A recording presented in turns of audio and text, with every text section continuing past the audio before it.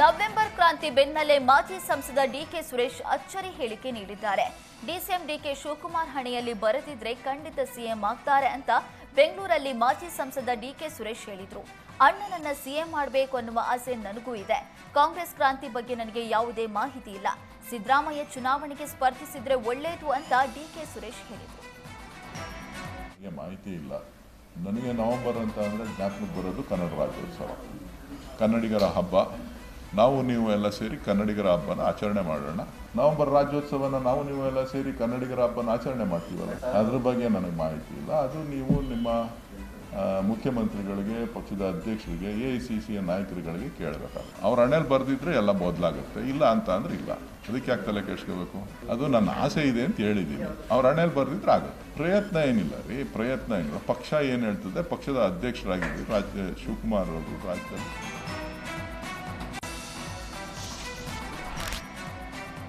High command ಹೇಳಿದ್ರೆ 5 ವರ್ಷ ನಾನೇ ಸಿಎಂ ಆಗಿ ಮುಂದುವರಿತೀನಿ ಎಂಬ ಸಿದ್ದರಾಮಯ್ಯ ಹೇಳಿಕೆಗೆ ಬಿಜೆಪಿ ರಾಜ್ಯಾಧ್ಯಕ್ಷ ವಿಜಯೇಂದ್ರ ವ್ಯಂಗ್ಯವಾಡಿದ್ರು.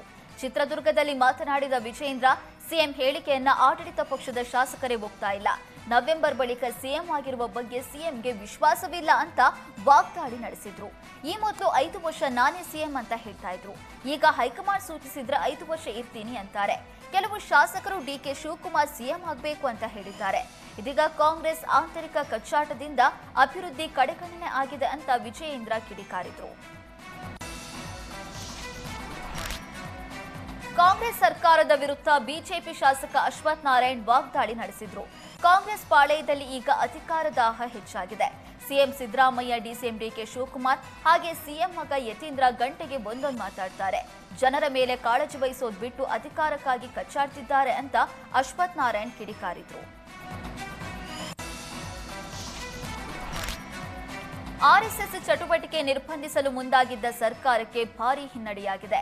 ಸರ್ಕಾರದ ಆದೇಶಕ್ಕೆ ಹೈಕೋರ್ಟ್ ಮಧ್ಯಂತರ ತಡೆ ನೀಡಿದ್ದು, ಹೈಕೋರ್ಟ್ ಮಧ್ಯಂತರ ತಡೆ ಪ್ರಶ್ನಿಸಿ ವಿಭಾಗೀಯ ಪೀಠಕ್ಕೆ ಹೋಗ್ತೀವಿ ಅಂತ ಸಚಿವ ಪರಮೇಶ್ವರ್ ಹೇಳಿದ್ರು. ಮೇಲ್ಮನವಿ ಹಾಕೋದಕ್ಕೆ ಸಿಎಂ ಸಿದ್ದರಾಮಯ್ಯ ಆದೇಶ ಮಾಡಿದ್ದಾರೆ. ಹೈಕೋರ್ಟ್ ಏನ್ ಅರ್ಥೈಸಿಕೊಂಡಿದ್ದಾರೆ ನಮಗೆ ಗೊತ್ತಿಲ್ಲ. ಹೆಚ್ಚಿನ ಮಾಹಿತಿ ಕೊಟ್ಟು ಸರ್ಕಾರದ ಉದ್ದೇಶವನ್ನ ತಿಳಿಸ್ತೀವಿ ಅಂತ ಪರಮೇಶ್ವರ್ ತಿಳಿಸಿದ್ರು.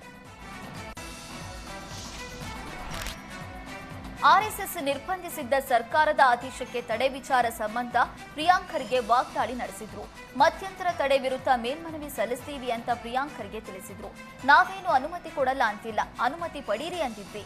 ಆರ್ಎಸ್ಎಸ್ ವಿಚಾರದಲ್ಲಿ ಏನೆಲ್ಲ ವೈಯಕ್ತಿಕ ಟೀಕೆ ಮಾಡಿದ್ರು, ಇಷ್ಟೆಲ್ಲ ಆದ್ಮೇಲೂ ಆರ್ಎಸ್ಎಸ್ನವರು ಇದನ್ನ ಖಂಡಿಸಿದ್ರ ಅಂತ ಪ್ರಿಯಾಂಕ್ ಖರ್ಗೆ ಪ್ರಶ್ನಿಸಿದ್ರು. ಆಮೇಲೆ ಬಂದು ಶಾಂತಿ ದೂತರು ಅಂತಾರೆ. ಇದನ್ನ ನಾವು ಒಪ್ಪೇಕ?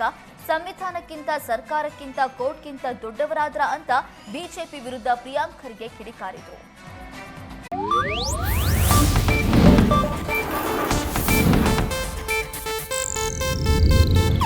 ಇದು ಏಷ್ಯಾನೆಟ್ ನ್ಯೂಸ್ ನೆಟ್ವರ್ಕ್ ಪ್ರಸ್ತುತಿ.